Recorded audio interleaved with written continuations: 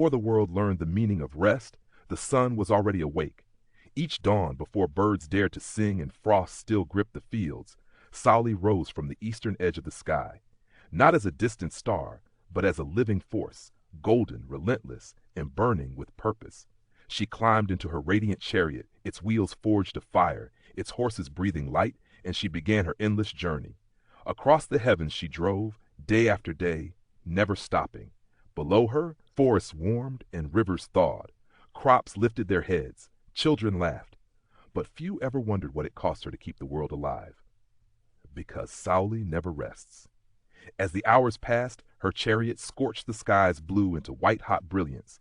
Shadows shrank, stones grew warm enough to sting bare feet, and still she pressed on, eyes fixed forward, knowing that if she slowed, even for a moment, cold would creep back into the world like a waiting predator. Yet danger followed her path. When evening approached, shadows stretched long, and from the west came the wolves of darkness.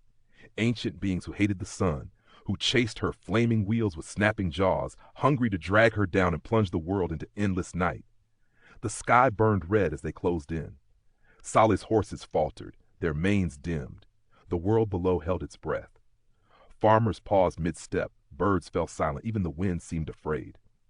For the first time that day, Saule felt the weight of her task, not just the fire, but the loneliness. She carried every sunrise alone.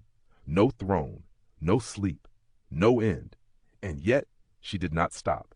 She leaned forward, whispering to her horses, pouring the last of her strength into the reins.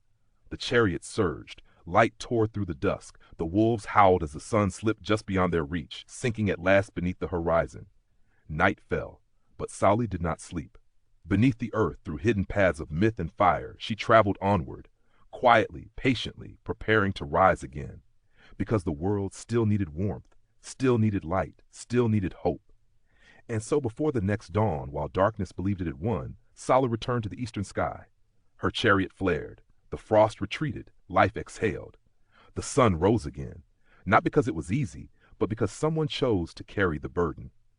And that, the old stories say, is why the sun never rests.